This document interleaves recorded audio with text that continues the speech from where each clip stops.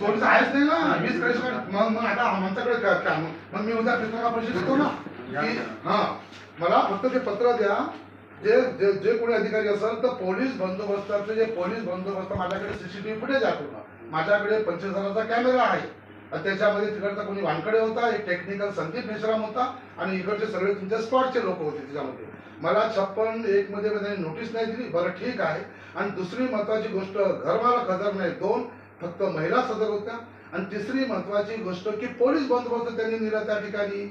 मग एक रेप्युटेड जो हायकोर्टाचा 4581 माझा कोर्ट नंबर आहे, 27 वर्ष मला वकिली व्यवसायामध्ये झालेले आहे.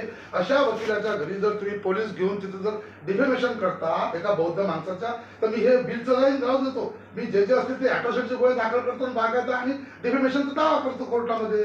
मला माझं सुद्धा ॲडव्होकेट आहे, मग त्याला मोठा प्रॉब्लेम होत नाही. मला ते पत्र द्या फक्त की आम्ही ॲडव्होकेट सुधीर तायडे यांनी थकबाकी भरलेली नाही, आम्ही यांचं 20 कलेक्शन कापण्याकरता जात आहोत, तेव्हा आम्हाला फ्रीजर पुण्याचे पोलीस देण्यात यावे. मला त्याची कॉपी द्या त्या पत्राची. हो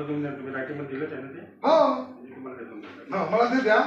आणि दुसरी महत्वाची गोष्ट याच्यावर लिहून द्या की आम्हाला हे घेता येत नाही बाबा.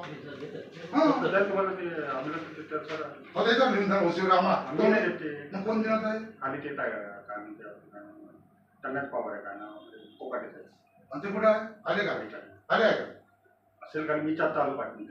मला सांगा, तुम्ही वरिष्ठ अधिकारी, तुम्ही या कार्यालयाचे बॉस आहात, मग तुम्ही आम्हाला मी काय म्हणतो 20,000 इन्स्टॉलमेंटचे पावर नाही आहे कोणाला. पावर नाही येत नाही देऊन आम्ही देखील मग तुम्हाला आणि ते पत्र पण द्या. पत्र पण द्या. आम्हाला 2 पत्र घटनाक्रम आहे आणि मागून नाही आम्हाला 2 पत्र कोणते पाहिजे. पोलिसांना तुम्ही जे बंदोबस्त काय पाहिजे ते पत्र मला पाहिजे. त्याच्यानंतरच लेखी नोटीस आहे तर आम्ही लेखी नोटीस पाठवलेली नाही, ते मला पत्र पाहिजे बस. मला काय काय म्हणायचं रिसिप्ट मध्ये देऊन टाक.